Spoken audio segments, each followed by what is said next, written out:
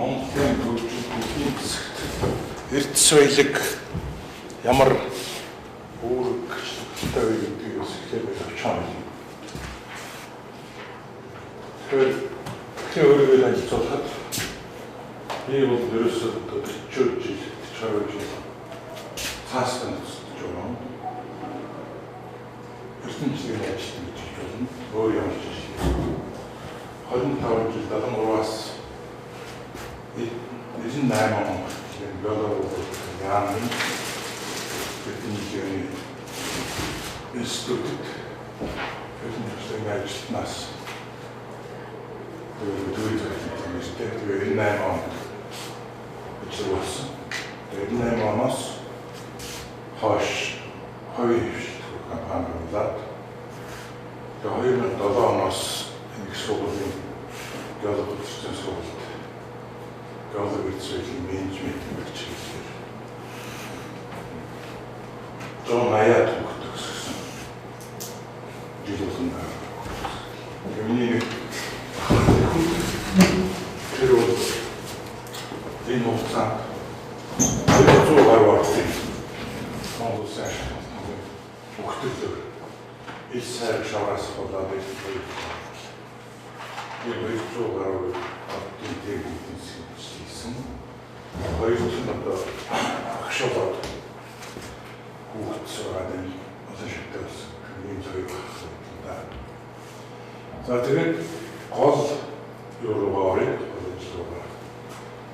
Тэгэхээр өнөөдрийн байдлаа хэвлэлээ өнөөдөр ярьж байгаа асуудалтай холбож ярих зүйл. Тэгэхээр сүүлийн хэд хоног ээлж тусчулан зарласнаас хойш нэг сарын дотор 5 хувийн биш. Өнгөрсөн тухай алтны саврын тухай түгээмэл дарагтай ашиг томтолын тухай өөрчлөлттэй гээд тэгэхээр яагаад энийг ээлж тусчулан зарлаад ингээд яарчлаад байна гэдэг их сэжигтэй хэрэгэлцээтэй заавал ээлж тусчулан зарлах ёстой юм уу? Тэгэхээр хөрөнгө оруулалтын тухай хууль гэдэг нь таавал эдийн засгч гэж ойлгож байна шүү дээ. Тийм ээ? Тийм. Бас тооцоолсон. Эдийн засгийн чиглэл нь ерөөсөн Монгол улсын өнөөгийн эдийн засгийн байдал хүндрэлтэй. Хүндрэлээ гэдэг нь зүйл баг. Зарим нь хямрлаа гэдэг үг хэлж байна. Тэгээд хүндрэл хямраад байгаа бол юунаас болж байгаа юм бэ гэдэг. Онцтой асуудал байна. Тэр оншийг үүсгэж хэрэгтэй зүйл. Ерөөсөн Монгол улсыг хөгжүүлэх болгоч зүйлүүд нь ашиг томтмол юм. Тэгэхээр ашиг томтмол дотор оюу толгой юм.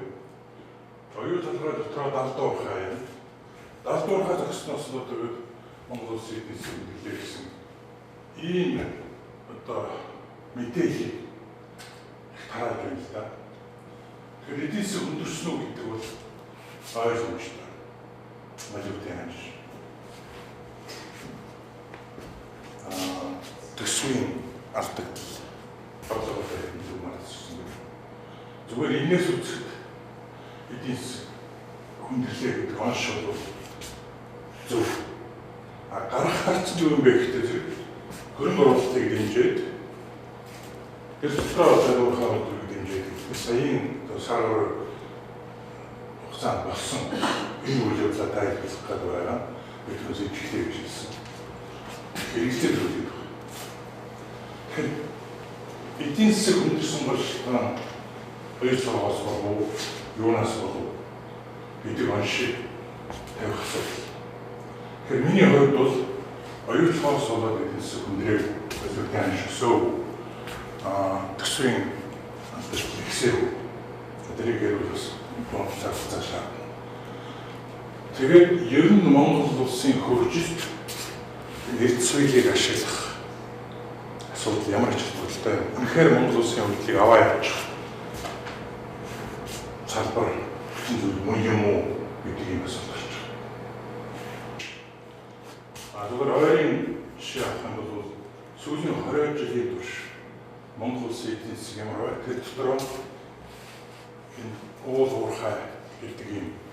Уул уурхай гэдэг нь бид жоохон тайлбарлаж бүгдээрээ л уул уурхай гэж ярьдаг болсон. Одоо ерөөсөө л хөвшин залуугууд улс төрийн зүтгэлтэн одоо хинч байсан уул уурхай. Уул уурхай ч одоо ачхоо. Уул уурхай. Энэ жоохон бид надад нөгөө буруу ярьж зөв ойлгодог гэж. Уул уурхай гэж юу гэсэн үг юм бэ? Гэдгийг ойлгох. Тэр уул уурхай гэж юу вэ гэхээр уурхай гэдэг үг юм. Уул уурхай гэж яах ч нэрсэн бэ гэж байгаа сайдаас бид асуусан. Майнинг гэдэг байна юу? Майнинг гэдэг юу болсон гэж ярьж байгаа. Энэ хошиг юм л да. За майнинг гэдэг үг нь зүгээр бидний ойлголтоор ухах, малтах гэдэг үг. Газар ухаж мэлэх гэсэн үг шиг байна. Тэр нь өөрөө уурхай гэдэг үгтэй дүүж байгаа. Уул гэдэг нэг юм ороод ирсэн. Түүх аваад үзэх юм бол 22 оноос эхлээд уурхайн төрөв. Тэгээ налахын уурхай гэж ингээд уурхай гэдэг л үг байсан. Уул гэдэг үг гэж 50 оноос эхлээд. Тэр нөгөө Оросын горны гэдэг үг. Горняк гэдэг үгээс уул гэдэг үг орсон. Тэгээ Монгол хэлээр нэг юм хачин ойлгомжгүй юм болоо. Тэгээ одоо бүгдээр уулуурхай. Ямар сонин сэтгүүл юу одоо вебсайт юугаар орсон даа уулуурхай. Уулуурхай гэж юу яриад байгаа гэдэг зүйл мэддэг юм байна. Энэ өөр аюул өөр байна. Геолог, ашиглалт, эрдэс, инженер гэдэг үг. За тэгээ сүүлд нь бүр та нар сонссон бол хариуцлагатай уулуурхай гэж ярьдаг. Хариуцлагатай уулуурхай гэж юу гэсэн үг вэ? Би хариуцлагатай мах гэж ярьдаг. Хариуцлагатай ямаа гэж ярьдаг. Эзэн байхгүй байхгүй. Уг нь бол ойлголтоор компанийн засаглалын тухай яриад байгаа шүү. Уурхайн компанийн засаглал. Уурхайн компанийн хариуцлагын тухай яриад байгаа шүү. Би ингэж орчин үед төлөөрөөсөө нэг юм нэр томьёогоор гэж толгой ярилдаг. Тэгэл дээр дооргүй хариуцлагатай уулуурхай ярьдаг гэсэн. Гэхдээ хариуцлагатай уулуурхай байх. Хариуцлагагүй уулуурхай. Тэгээд зүгээр дахиад юу яах вэ?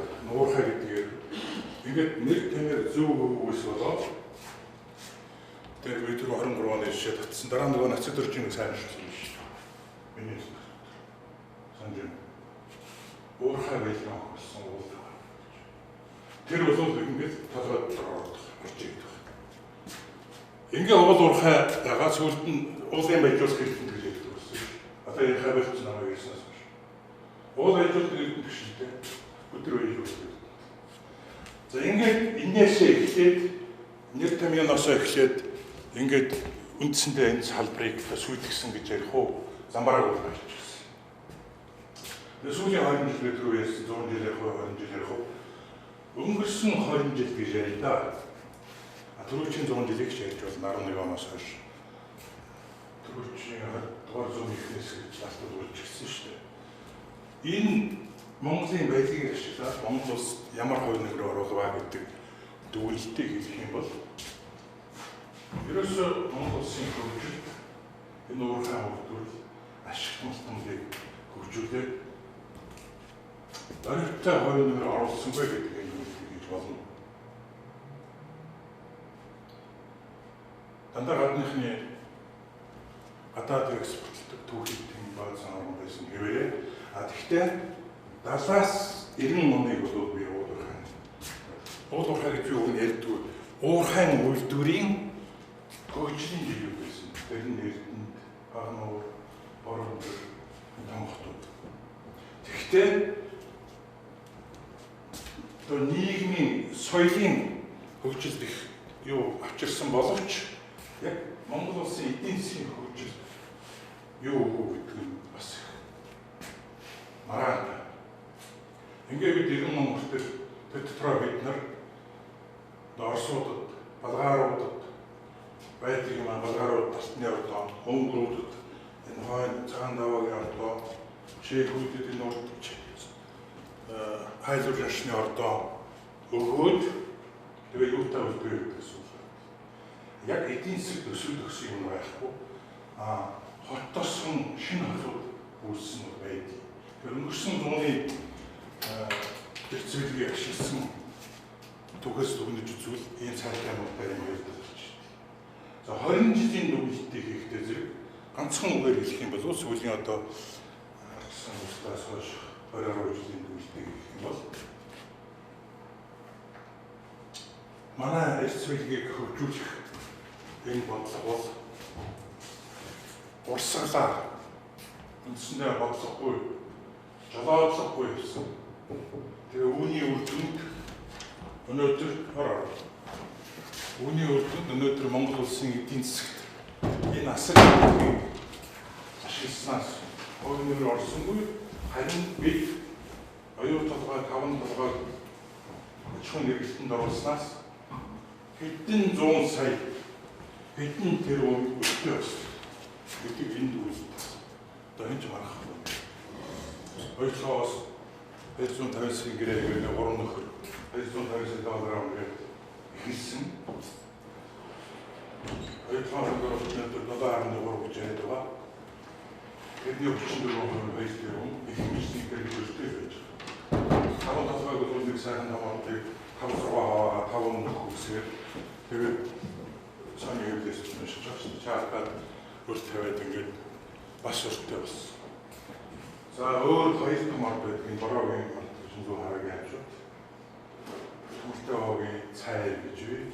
Энийг доктортой хэлсэн гэрээ барьшуулаад хоосон шороон болсон хөдөлсөн. Оросын үед бидний том хотууд байсан бол энэ 3 дахь шүршийн бодлогоор шилж байгаа энэ үйлдвэрүүд ийм юм гэж. Тэгэхээр энэ төрлийн бодлого буруу байна. Энэ оюутнууд 5 толгой ашиглаж байгаа бодлого үйлдэл буруу байна гэдэг нь ойлгомжтой. Ийм дүгнэлтийг бүлийн зөвшөөрөх юм даа гэж байна. Бид ингээ ярьдаг. Олон ардтан сэхэтнүүдээс нэг ойлгочихсон. Ерөөсөө ухаал ийм юу ч гарч иж штэ. Тэгэхээр өнөөгийн байдлаар атг шиг дүр надаас машин дээр асуултаа гол асуулт. Хичнээн уурхай байгаа юм бэ гэж. Хичнээн уурхай.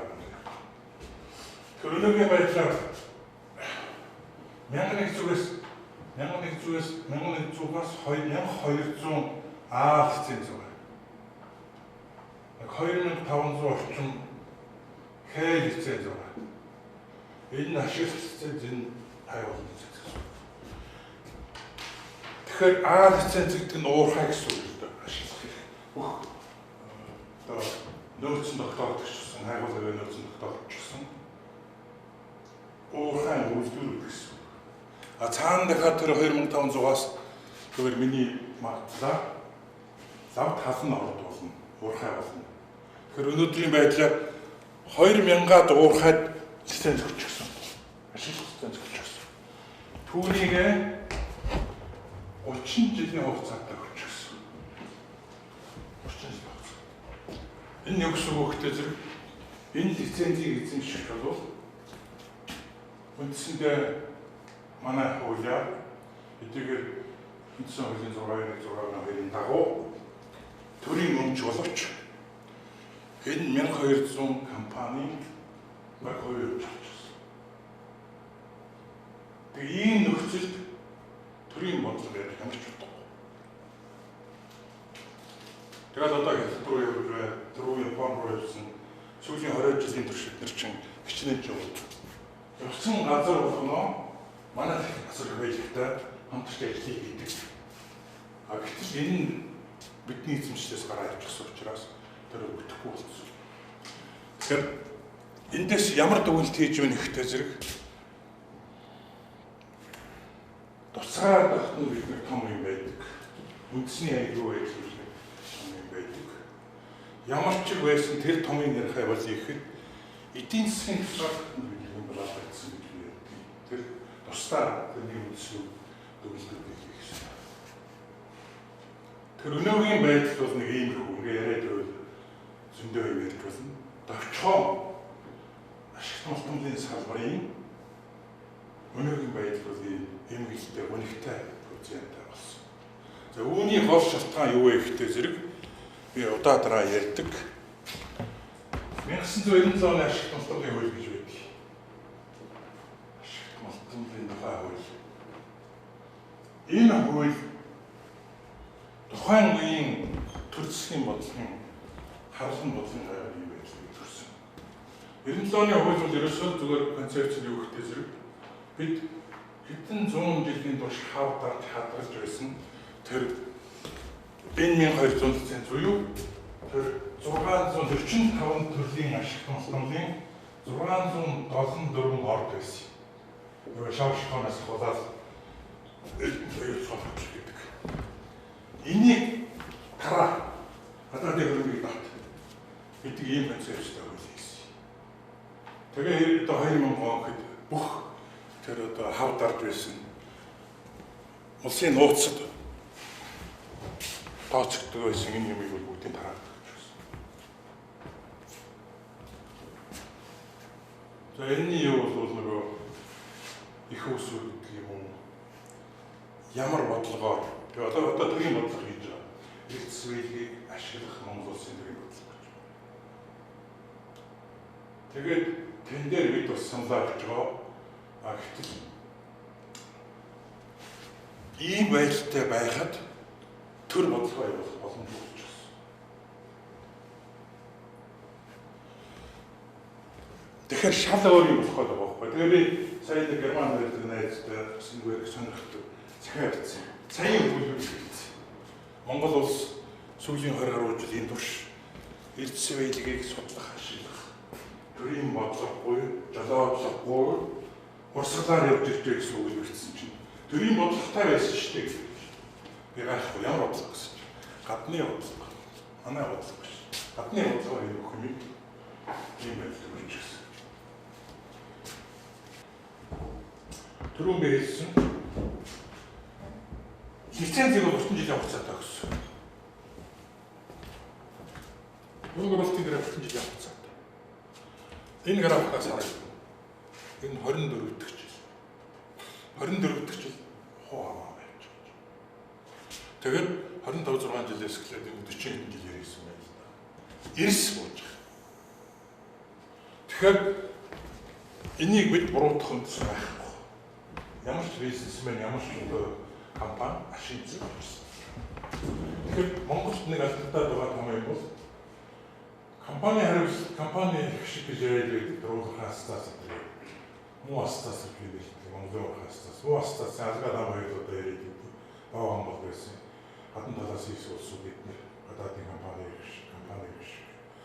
Монгол улсын их шиг гэдэг энэ байх. Монгол улсын хуулиур энэ байх. Монгол улсын тооцооны хуулиур байх. Монголын төрийн бодлого байх. Ингээд сүүлийн 20 жил ерөөсөө гадныхны юугаар яваад зөвхөн компани шиг. Монголын эрх шиг гэдэг нь уг нь мэрэгжлийн мэрэгжлийн эрдэмтдийн байгууллагын тооцоо судалгаан дээр үзсэн. Тэгээд төр нь хийх гэсэн. Би төр ярьсан. Бидний 98 он ажил болсон. Би биш. Хэдэн зуун одоо 10 хэдэн 10 100 том эрдэмтэд явуулагчдыг ажиллуулсан. 97 8 он явуулгын устгасан. Институтыг устгасан. Тэгээд төр чимний найзын хэлдэг. Монголын төрийн бодлого. Бодлого байна гэсэн бодлого байна. Ямар бодлого байна гэсэн чинь гадны бодлого. Ингээд энэ бүх юмыг улс төрч дийдүүлсэн. Манай нөгөө фэнкшн хамаагийн ярьдаг зөв шүү. Мэргэжлэнтэй орлыг улс төрч дийм бүртээ орж байгаа. Гол алдаа тэрэндээ байна. Тэгээ улс төрч энийг хүлээгээд байна. Өөрөөр хэлбэл үүрэгөөр энэ төрлийн зүйлсийг аав. Бид хичнээн байлдаад нөгөө арсан мэдчих гадаа чангуулагчтай занаа аваа дотор их хурлын гишүүн мөнх очир бас энэ дээр хурал хийж ирсэн шүү дээ. Дээр дооргүй гэж яагаад яаж чадаагүй гэдэг ийм уурсаа ингээд гэсэн зэрэг тараагаад өгчихсэн чи ямар ч юу байх вэ? Эргэж авах хэрэгтэй зэрэг урт нэртэй болыг харж улсаас авах мөнгө тийш сайсаа явуулсан. Тэгээд бүх юм яг юм байна. Тэгэхээр оюутлын байдал бол нэг иймэрхүү. За тэгээд энэ хүдрээр үзүүлсэн зураг хаа тий. Хүдрээр үзүүлсэн зураг энэ нөгөө хүүгээд аймаг гэж хүүгээд аймаг. Энэ нөгөө хамгийн баян 2-3%-ээс 10% хүртэл зэсаа болсон. Энэ хэсгийг өрдөөс энэ нөгөө энэ хэлээ ашиглах. Ингээд сорчсон гэдэг юм. Юу ийсэн улсууд бол ийм улсууд хийдэг. Энэ копи гэж итгэн бэлтгэсэн юм гэж. За энэ нөхцөл бол дээд зэргийн мэргэжлүүд олон улсуудын зөвшөөрсөн. Тэгэхдээ компани захиалгаар компани маш өндөр үнэгүй. Тэгээд саяын одоо гол шийдлүүдийг өгөх юм биш. Зөвхөн зовоод байхгүй шүү. Айлчлахаар ихний 20 жил одоо маяг хэсгийг аваад ирдэг. Тэгээд энэ тооцоо нэг юм. За ерөнхий оюутлын ортыг яаж ашиглах гэж байгаа вэ гэдэг шийдэл бол юм. За одоо эдийн засгийн юмны талаар орчхон гэдэг юм. Тэгээд одоо та бүхэн мэдж байгаа бөө марга одоо мухардл болсон. Энэ мухардлаас орох арга зам байхгүй. Миний бодлоор.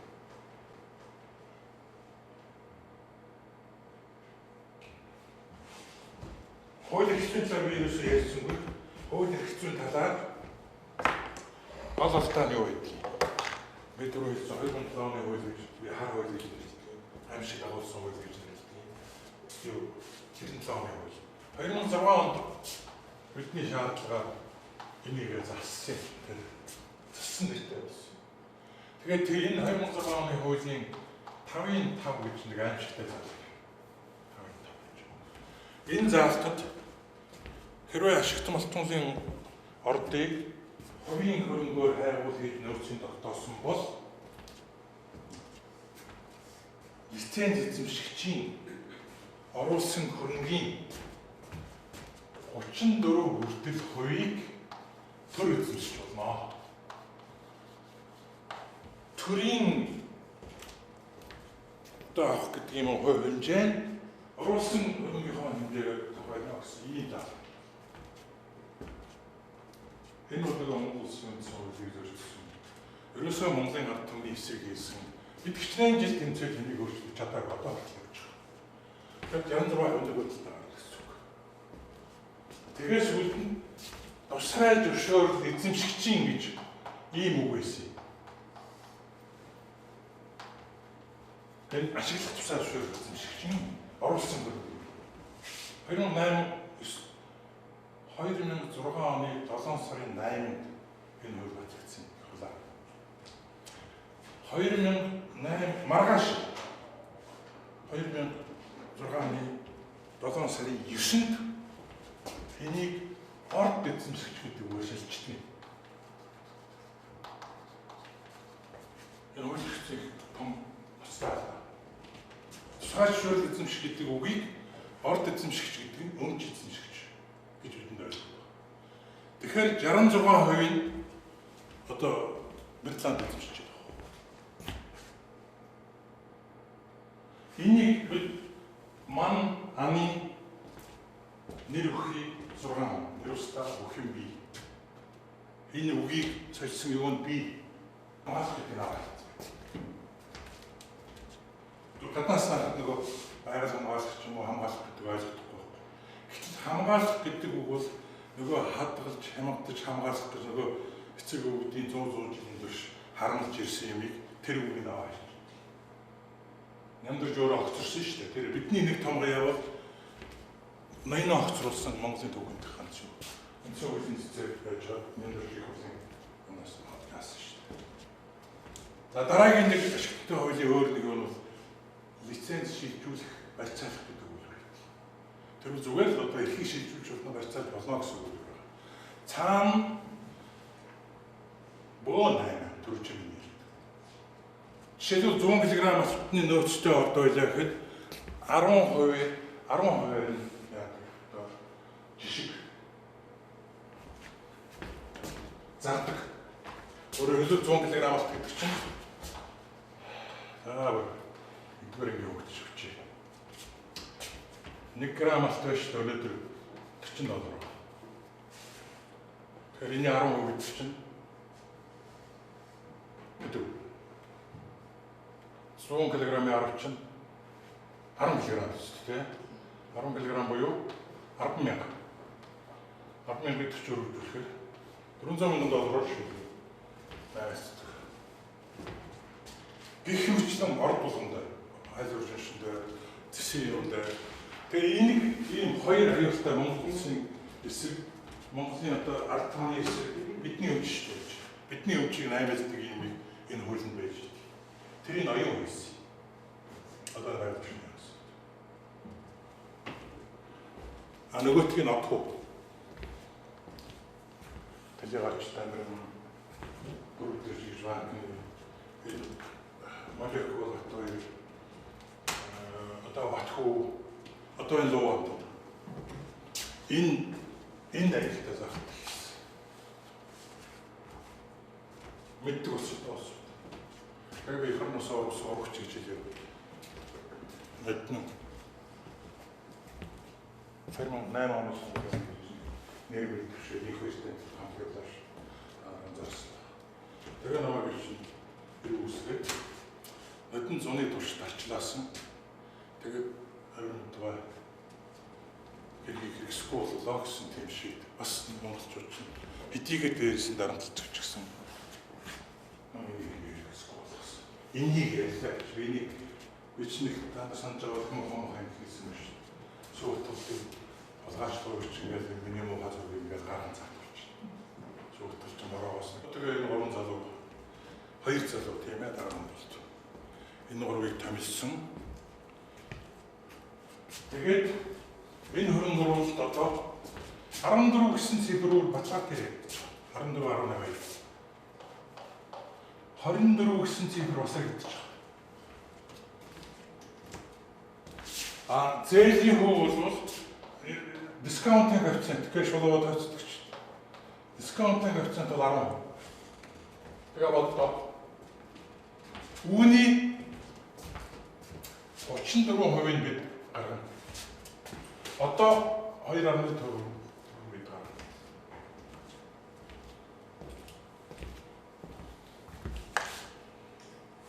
Ийм одоо юм хэлэхгүй юу? Лойрын гэж. ТВ-ийн отгон өдрөс колончлын гэж.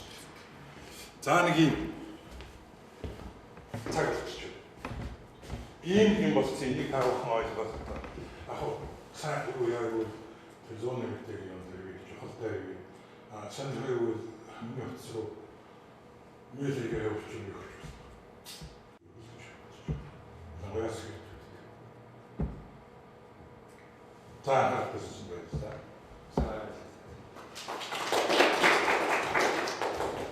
Би одоо саяын хэлдэг шүү дээ. Ингээ хяналтгүй одоо доллар энэ хаш өсдөг болоод байна. Энэ өнөөдөр эдийн засгийн үйл олон өчнө гэж бодож байна шүү. Тэгэхээр эхлээд Монгол улсыг хөгжүүлэх том бодлого юм байна. Надад тийм бодлого Масчууд аацсан гэдэг юм. Газар сэрсэн газ үг. Тэгээд мэдчихвээ маш. Тэгээд тэрийн жишээл бэлчээр юм алж одоо сүлд. Тэр юу нэг эцэлтэй. Газар сэрсэн болоод малайч нь хөгжүүлэхэд эцвэл ирэх хэрэггүй ажиллахгүй байх хэрэгтэй. Одоо заамар ихтэй жишээл мал нь just тавиад болчихсон. Тэр өмнө нь тэр судалгаа байхгүй тийм. Тусдаа нэг бодлого юм байна. Тэр бодлого ерөөсөө ашиглахыг гэдэг байсаа ерөөсөө тавцаан хэлээ яваа юм байна. Энийг бүгд төлөөлж зөвшөөрөх баг. Энэ сууж байгаа дээр байгаа нөхцөл мэдээж. Тэр үсгийн нийгмийн өөрчлөлтөөр хууль хэцүү яах вэ төрөхгүй.